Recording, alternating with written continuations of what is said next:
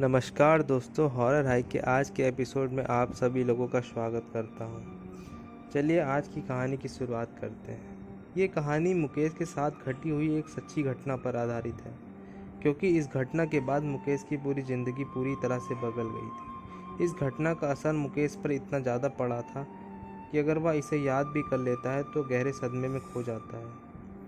शायद मुकेश पूरी ज़िंदगी में उस रात को ना भुला पाए।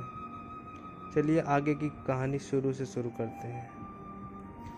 नमस्कार दोस्तों, हॉरर हाइक के एपिसोड में आप सभी लोगों का स्वागत है। मैं आप लोग के लिए मिस्टीरियस हॉरर स्टोरियाँ लाता रहता हूँ, इसलिए आप मेरे चैनल को सब्सक्राइब करें। मुकेश यूपी के सुल्तानपुर ज़िले के एक छोटे से गांव में रहता था। गांव में तो खैर हमारे परिवार के दादा दादी चाची लोग रहते हैं। मेरे माता पिता भाई हम सब दिल्ली में रहते थे। साल में 1 या 2 बार हम पूरे परिवार के साथ गांव ज़रूर जाते थे। ये मैं मुकेश की ज़ुबानी सुना रहा हूँ। वैसे मैं आपको यह घटना जो बताने जा रहा हूँ यह मेरे साथ तब घटी थी जब 2016 8 मार्च जब हम अपने गांव से वापस अपने घर दिल्ली जा रहे थे। हमें दिल्ली के लिए ट्रेन लखनऊ से ही पकड़नी थी और हम शाम को लगभग 7 बजे ही स्टेशन पर पहुंच गए थे। हमारी ट्रेन रात 10 बजे की थी और मैं और मेरे माताजी, पिताजी और मेरे बहन भाई हम सब स्टेशन के प्लेटफॉर्म पर ही बैठे रहे थे।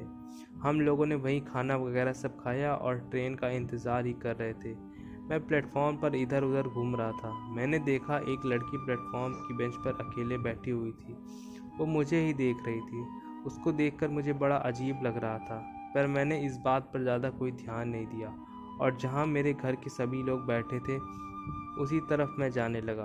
प्लेटफॉर्म पर भीड़ बहुत सी थी और मुझे भीड़ में बहुत ही बेचैनी महसूस होती है, इसलिए मैं फ़ोन पर किसी से बातें करता हुआ ही चल रहा था कि तभी मुझे लगा किसी ने मेरे कंधे पर हाथ रखा हो। मैं रुक कर तुरंत पीछे पलटा, पर अब मेरे पीछे कोई नहीं था। मैंने सोचा इतनी भीड़ है और इसी भीड़ में किसी का हाथ मेरे कंधों पर पड़ गया होगा, इसलिए मैं जाकर वहीं बैठ गया जहां मेरे परिवार के सब लोग बैठे हुए थे। और थोड़ी देर में हमारी ट्रेन भी आ गई जिसमें हमें बैठकर दिल्ली जाना था। और ट्रेन आते ही पूरे स्टेशन पर भागा दौड़ी मच गई ट्रेन में बैठने के लिए, और ट्रेन में भी भारी संख्या में लोग नीचे उतर रहे थे। हम भी भागकर जनरल डिब्बा ही ढूंढ रहे थे और जैसे तैसे मैं और मेरे परिवार के लोग उसमें घुस तो गए, पर हमने अंदर देखा तो अंदर बैठने तो क्या, कहीं पर पैर रखने की भी जगह नहीं थी। इतनी बुरी हालत थी उस जनरल बोगी में और मुझे बहुत अजीब सा महसूस हो रहा था भीड़ की वजह से। लेकिन मेरे पिता ने कहा जब ट्रेन चलेगी तो रास्ते में थोड़ी दूर जाते ही सीट मिल जाएगी बैठने के लिए, और ऐसा ही हुआ। थोड़ी देर में 2 स्टेशन के बाद हम सभी सीट पर बैठ गए थे और लगभग 12 या 12:30 बजे के करीबन ट्रेन में अच्छी शांति भी हो गई थी और मैं भी थोड़ी दूर जाकर ऊपर की सीट पर सो गया था। लेकिन मेरी आंख 2 या 2:30 बजे खुली तो मैंने देखा कि बोगी में लगभग सभी लोग सो रहे थे और मैं ऊपर वाली सीट से नीचे उतर कर देखा कि मेरे माता पिता और भाई बहन लोग भी सब सो रहे थे। मैं बाथरूम करने के लिए वॉशरूम की तरफ गया, तभी मैंने बाहर की ओर देखा तो ट्रेन किसी स्टेशन पर रुकी हुई थी और स्टेशन पर काफ़ी चहल पहल थी। लोग इधर उधर चल रहे थे और बाहर हवा भी बड़ी अच्छी अच्छी चल रही थी। इसलिए मैंने सोचा जब तक ट्रेन रुकी हुई है थोड़ी देर बाहर घूम लेता हूँ। पर मेरी नज़र अचानक लड़की पर पड़ी जो दरवाजे पर ही खड़ी थी, और वो लड़की वही लड़की थी जिसे मैंने लखनऊ स्टेशन पर देखा था। लेकिन मैंने उसे इग्नोर करते हुए नीचे उतर गया। स्टेशन पर थोड़ा आगे ही गया था तभी मैंने देखा वो लड़की मेरे पीछे पीछे ही चल रही थी, लेकिन मेरी हिम्मत नहीं हो पा रही थी कि मैं उसे टोकूं। लेकिन थोड़ी देर में मुझे आवाज़ देती हुई बोली, सुनो ज़रा रुको तो। मैं पीछे पलटते हुए बोला, जी। उस लड़की ने अपनी बात जारी रखते हुए कहा, आप भी इसी ट्रेन से जा रहे हैं क्या? वो मुझे इसी स्टेशन पर उतरना था और मुझे स्टेशन से बाहर अकेले जाने में डर लग रहा है, तो क्या आप मुझे बाहर तक छोड़ दोगे? उसकी बात सुनकर मैंने कहा, मुझे तो इसी ट्रेन पर जाना है, पर मैंने देखा था ट्रेन से बहुत सारे लोग नीचे उतरकर स्टेशन पर घूम रहे थे, तो मैंने सोचा ट्रेन यहाँ थोड़ा देर तक रुकेगी, इसलिए मैंने फिर कहा, हाँ चलो छोड़ दूँगा। इतना बोलकर हम स्टेशन से बाहर की ओर जाने लगे। लेकिन सच तो बताऊं, मुझे भी उस स्टेशन पर डर लग रहा था। फिर भी मैंने उस लड़की को बाहर तक छोड़ने के लिए चला गया।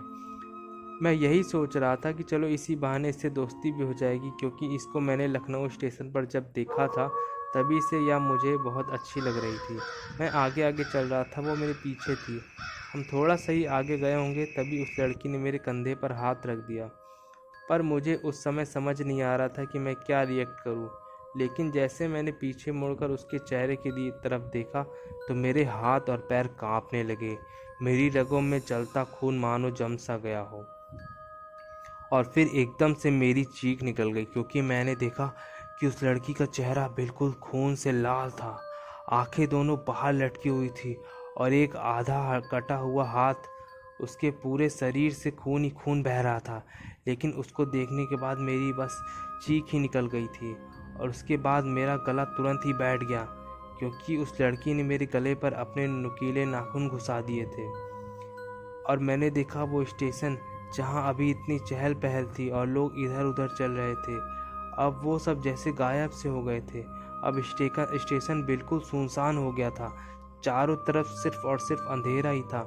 मैं अपने घुटनों के बल नीचे बैठ गया और वो लड़की धीरे धीरे मेरा गला दबाने लगी थी और मेरी सांसें अब उखड़ने लगी थी। मेरा चेहरा भी पसीने से तरबतर हो गया था। मुझे लग रहा था कि अब इसी पल मेरी जान निकल जाएगी। मैं बहुत बुरी तरह से तड़प रहा था और तड़पते हुए मेरी चीख और निकलती जा रही थी। तभी मेरे पापा ने मुझे तुरंत पकड़ लिया और मुझको जगाया। तो मैंने देखा कि अभी तो मैं उस ट्रेन में ही सोया था और ऊपर की सीट पर सोते हुए एक खतरनाक भयानक सपना देख रहा था। मेरे पापा ने रुमाल से मेरा चेहरा साफ किया जो पसीने से भीग रखा था। उसकी हल्की हल्की ठंड में भी मुझे पसीना आ रहा था। मेरी धड़कनें अभी भी दुगनी रफ्तार से धड़क रही थी। उसके बाद मेरे पिताजी ने मुझे अपने पास की ही नीचे सीट पर बैठा लिया। मैंने घड़ी में टाइम देखा तो रात के अभी 2 ही बज रहे थे। अब मैं उठकर बोगी के वॉशरूम में गया और मैंने अपनी आंखों पर पानी के छींटे मारे और मुंह धोकर फिर से सीट पर बैठ गया। मैंने सोचा अब जितना भी सफ़र बचा है सीट पर बैठकर ही पूरा करूँगा। अब मैंने सोच लिया था सोना तो नहीं है, तो मैंने अब बचा हुआ पूरा सफ़र जागते हुए सीट पर बैठकर ही काटा। जब नई दिल्ली स्टेशन पर ट्रेन रुकी तो हम सभी सामान उठाकर ट्रेन से नीचे उतर रहे थे। तभी मेरी नज़र सामने वाली सीट पर पड़ी तो मैंने देखा कि वो लड़की भी उतर रही थी और अपना सामान लेकर, जिसको मैंने लखनऊ स्टेशन पर देखा था और रात में सपने में भी देखा था। उसको देखते ही मानो मेरा दिल फिर ज़ोर ज़ोर से धड़कने लगा और फिर मुझे एक अजीब सा डर लग रहा था। मैं भी अपने घर वालों के साथ चिपक कर चल रहा था। उसके बाद हम नई दिल्ली स्टेशन से बाहर पैदल जा रहे थे किसी ऑटो को देखने के लिए। तभी मेरे फिर से होश उड़ गए, क्योंकि मैंने देखा अभी भी वो लड़की हमारे आगे आगे ही चल रही थी। इस बार मैंने अपने भाई से कहा, दिनेश इसे देख, यह लड़की लखनऊ स्टेशन पर भी बैठी थी और जिस ट्रेन में हम आए उसमें ही थी, शायद उसी बोगी में भी थी जिससे हम थे। मेरी बात सुनकर मेरे भाई ने पहले तो मुझे अपनी अजीब निगाहों से देखा और फिर कहा, कहाँ, कौन, किसकी बात कर रहे हो? मैंने फिर अपने भाई से कहा, अरे जो सामने जा रही है। लेकिन दिनेश ने कहा, भैया क्या हो गया, आपको सामने तो कोई नज़र ही नहीं जा रहा है। उसके इतना कहते ही अब मानो मेरे होश ही उड़ गए, क्योंकि वो लड़की तो मुझे अभी भी देख ही रही थी और आश्चर्य की बात तो यह है कि किसी और को नहीं देख रही थी। लेकिन थोड़ी देर में ही पापा ने ऑटो कर लिया और हम ऑटो में बैठकर दिल्ली वाले घर पहुंच गए। घर पहुंचकर हमने थोड़ी साफ़ सफाई करी, क्योंकि घर लगभग 2 महीने से बंद पड़ा था। साफ़ सफाई के बाद खाना वाना खाकर हम सब आराम करने लगे और मैं भी अपने मेरा कमरे में जाकर लेट गया और थोड़ी देर में मेरी आँख भी लग गई। और तभी मुझे नींद में ही ऐसा महसूस हो रहा था कि मेरे बेड पर कोई और भी लेटा हुआ है और वह बहुत ज़ोर ज़ोर से सांसें ले रहा है। उसके एक हाथ मेरे ऊपर रखे हुए हैं। मैंने तुरंत आंखें खोली तो मानो मेरे होश उड़ गए और उसके साथ मेरे मुंह से बहुत ज़ोर से चीखने की आवाज़ निकली और मैं बेड से कूदकर तुरंत बाहर की तरफ भागने लगा। मैं रोता चीखता चिल्लाता हुआ बाहर भाग रहा था। बाहर मेरे पापा की गाड़ी साफ़ कर रहे थे। उन्होंने मुझे इस हालत में देखा तो तुरंत आकर पकड़ लिया। पापा मुझसे पूछ रहे थे, क्या हुआ मुकेश बेटा, क्या हुआ? लेकिन मेरे मुंह से आवाज़ नहीं निकल रही थी। मैं बहुत ज़्यादा घबराया हुआ था। थोड़ी देर में ही हमारे घर के सभी लोग वहाँ आ गए। सब मेरे से बार बार पूछ रहे थे, क्या हुआ, क्या हुआ? पर मेरे मुंह से बस इतना ही निकला, वो लड़की अंदर है और वो मेरे कमरे में है, बिस्तर पर लेटी हुई है। वो वही लड़की है वो। मैं साफ साफ नहीं बोल पा रहा था। हकलाते हुए मेरे मुंह से शब्द निकल नहीं रहे थे। मेरे पापा और भाई बहन सभी लोग तुरंत कमरे के अंदर भाग कर गए, लेकिन उन्होंने देखा कमरे में तो कोई भी नहीं था।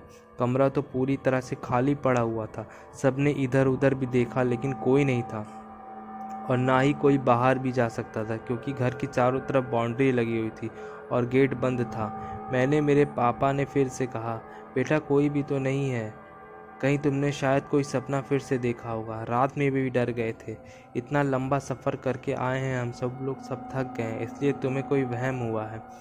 नींद में तुमने सपना देखा होगा।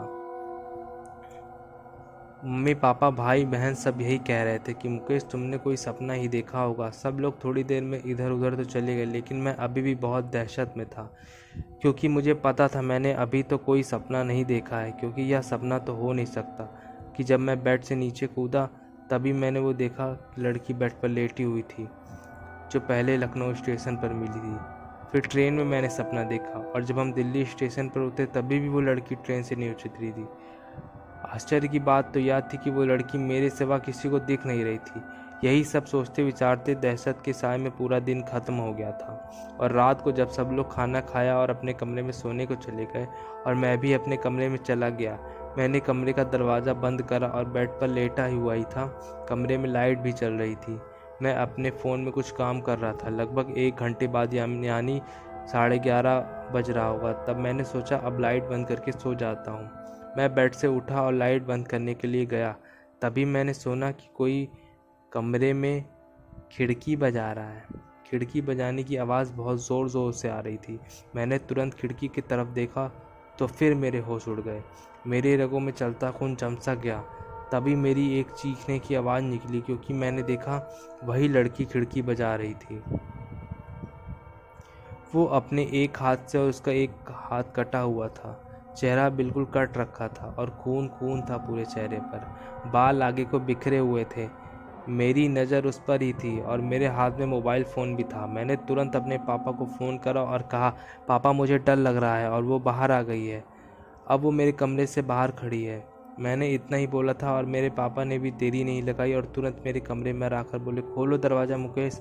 मैंने भी दरवाज़ा खोला और डरा हुआ सहमा सा पापा से लिपट कर रोने लगा। मेरे पापा ने कहा, यहाँ तो कोई नहीं है बेटा। मैंने फिर पापा से कहा, बाहर है, देखो खिड़की के पास। आपने बाहर देखा खिड़की की तरफ, लेकिन मेरे पापा ने जैसे ही खिड़की के बाहर की तरफ देखा तो उन्हें वो नज़र नहीं आ रही थी। और मैं भी उस समय पापा के साथ ही खड़ा था और वो मुझे अभी भी साफ साफ दिख रही थी। लेकिन आश्चर्य की बात तो यह थी, जब मैं कमरे के अंदर था तब वो मुझे बड़ी विचित्र हालत में दिख रही थी। उसका हाथ कटा था, खून से तरबतर थी, लेकिन बाहर बिल्कुल सही और बिल्कुल ठीक ठाक खड़ी हुई थी। अपनी डरावनी मुस्कान के लिए मुझसे देख रही थी। तभी मैंने अपने पापा से कहा, पापा या मार देगी मुझे या नहीं छोड़ेगी मुझे अब। पर पापा ने मुझे समझाते हुए कहा, बेटा कोई नहीं है बाहर, कुछ भी तो नहीं है।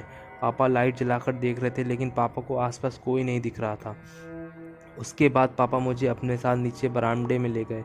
अब घर के सभी लोग भी जाग चुके थे। मम्मी पापा भाई बहन सब लोग मेरे साथ बरामदे में थे, लेकिन मैं ज़ोर ज़ोर से रो रहा था। बस एक ही बात कह रहा था, वो मुझे मार देगी, अब वो नहीं छोड़ेगी मुझे। घर के सारे लोग मेरे पास ही बैठे हुए थे और सब मुझे समझाते हुए कह रहे थे, कोई नहीं है यहाँ तुम्हें मारेगा मुकेश, हम हैं यहाँ, कोई नहीं मार सकता तुम्हें, और कुछ भी नहीं है ऐसा। क्या हो गया मुकेश तुम्हें? उसके बाद सबने बरामदे में एक चारपाई रखी हुई थी, सबने मुझे उसी पर लिटा दिया। लेकिन वो लड़की मुझे मेरे सिरहाने के सामने फिर खड़ी दिख रही थी और मुझे डरावनी मुस्कान लिए घूर रही थी। और मैं अपनी मम्मी पापा सबको कह रहा था, यार देखो यहीं खड़ी है, लेकिन किसी को मेरी बात पर यकीन नहीं हो रहा था, क्योंकि वो और किसी को भी नहीं दिख रही थी। सब यही कह रहे थे, किसी चीज़ से डरा होगा मुकेश, इसलिए मुकेश को ऐसा वहम हो रहा है। पर अभी तक जो लड़की मेरे सिरहाने के पास खड़ी थी, अब वो मेरे सीने पर आकर बैठ गई थी और लंबे लंबे नाखून मेरे गले में घुसाने लगी। अब मेरी चीखें चिल्लाने की आवाज़ बहुत तेज़ हो चुकी थी। मेरे गले से बहता खून देखकर घर वाले बहुत डर गए थे और मेरी मम्मी भी रोने लगी थी। पूरे घर में दहशत का माहौल हो गया था। लेकिन पापा ने शायद किसी को भेज दिया था। घर से थोड़ा दूर एक तांत्रिक बाबा रहते हैं जो भूत प्रेत में थोड़ा रुचि रखते हैं और ऐसी चीज़ों को जानते हैं। हमारे पड़ोस के एक भैया बाबा को लेकर उसी समय पहुंच गए थे। बाबा बरामदे में कदम रखते ही घर के सब लोगों को कहा, सब दूर हट जाओ, इस लड़के के पास कभी कोई मत खड़े रहना, सब दूर हो जाओ। बाबा ने मेरे ऊपर गंगा जल छिड़का और कुछ छिड़का जो पता नहीं क्या था। उसके बाद बाबा ज़ोर ज़ोर से मंत्र पढ़ने लगे। बाबा मंत्र तो पढ़ रहे थे, लेकिन मुझे ऐसा लग रहा था कि मैं अब अपने बस में नहीं था और मेरे मुंह से अपने आप आवाज़ निकल रही थी, यह मुझे पसंद आ गया है और मैं भी इसे पसंद हूँ, इसलिए मैं इसको लेकर जाऊंगी। बाबा ने मंत्र पढ़ते पढ़ते जोर से कहा, कौन है तू, बोल कौन है तू, कहाँ से आई है। शायद वो मेरे अंदर प्रवेश कर चुकी थी, इसलिए मेरे मुंह से अपने आप आवाज़ निकल रही थी और मैं जो बोलना नहीं चाहता था वह भी वो कह रही थी। इसको मैंने देखा और यह मुझे पसंद आ गया। अब मैं इसको पसंद हूँ, इसलिए अब यह सिर्फ मेरा है और मैं इसको लेकर जाऊंगी। बाबा शायद समझ चुके थे कि यह क्या है, कौन है, इसलिए बाबा ने कहा, अच्छा तू डाइन है ना, रुक मैं तुझे जलाने की अभी व्यवस्था करता हूँ। पापा ने लकड़ियाँ वगैरह तुरंत लाकर बाबा को दी। बाबा ने लकड़ियाँ वगैरह सारी सामान मंगवाए और तुरंत बरामदे में सब कुछ जला कर रख दिया और एक लोहे की सरिया को जलाकर बिल्कुल लाल कर दिया और कहा, तू अभी प्यार से छोड़कर चली जा, वरना तुझे इसी अग्नि में भस्म कर देंगे हम। लेकिन मेरे मुंह से बड़ी भयानक आवाज़ निकल रही थी। वो कह रही थी, चाहे कुछ भी हो जाए, इसको मैं अपना बना के ही जाऊंगी, क्योंकि ये मुझे पसंद आ गया और मैं भी इसको पसंद हूँ। ये सब कहकर सब लोग देख के डर ही जा रहे थे। उसकी बात सुनकर बाबा ने कहा, चल ठीक है। उसके बाद बाबा ने वो गर्म सरिया लाकर मेरे पैर के तलवे पर लगा दी। मुझे उस गर्म सरिया का असर कुछ भी नहीं हो रहा था। तभी मैंने देखा, उस समय सब लोगों ने देखा कि वो डायन वहीं सबके सामने आ गई और उसने गुस्से में कहा, ये तांत्रिक छोड़ दे मुझे, वरना सबसे पहले तुझे ही मारूंगी, फिर इन सबको मारूंगी, वरना हट जा मेरे रास्ते से। मुझे तुम सबसे कोई लेना देना नहीं है, मुझे बस ये लड़का चाहिए। फिर बाबा ने कहा, अभी तुझे इसी अग्नि में भस्म कर दूंगा। और बाबा ने कुछ मंत्र पढ़ा, तभी वो औरत चिल्लाने लगी और वो लड़की चिल्लाने लगी और थोड़ी देर में मेरे शरीर से निकल के चली गई। मैं बेहोश हो चुका था। जागने के बाद सब लोग मेरे आसपास दिखाई दिए। तभी बाबा ने बोला कि ये एक लड़की है जिसकी कच्ची जान निकल गई है और जिसकी मौत स्टेशन पे ट्रेन से कटने की वजह से हुई है। और ये लड़की जो थी, जीवित रहने पे भी इसका स्वभाव अच्छा नहीं था, इसलिए इसकी आत्मा इधर उधर भटक रही है और ये एक चुड़ैल बन चुकी है जिसके पास असीम शक्तियों का भंडार है। लेकिन मेरे मंत्र पढ़ने के बाद अब तुम इस चुड़ैल से तुम्हारा कुछ नहीं कर पाएगी। बस तुम हनुमान चालीसा रोज रात में पढ़ना सोते समय और अपने पास एक चाकू रख कर सोना। तब से आज का दिन है कि मुकेश उस घटना को भूल नहीं पाया है। वो सपना आज तक उसको आता है और वो जो उसने उस चुड़ैल का चेहरा देखा था, आज भी उसके दिमाग में वो एकदम बसा हुआ है। लेकिन अब वो कोई चुड़ैल आके उसे परेशान नहीं करती है। तो ये आज की कहानी थी दोस्तों। आज की कहानी आप लोगों को कैसी लगी कमेंट में ज़रूर बताएं। आज मेरी तबीयत कुछ अच्छी नहीं लग रही होगी, आप लोगों को आवाज़ से लग रहा होगा। आज मेरी थोड़ी तबीयत गड़बड़ है। इसी तरह की वीडियोस देखने के लिए मेरे चैनल को सब्सक्राइब करें। आप लोग सब्सक्राइब नहीं करते हैं दोस्तों, और मैं आप लोग के लिए नई नई ऐसी ही कहानियाँ लेकर आता रहूँगा। तब तक के लिए आपका दिन शुभ हो। जय बजरंगबली।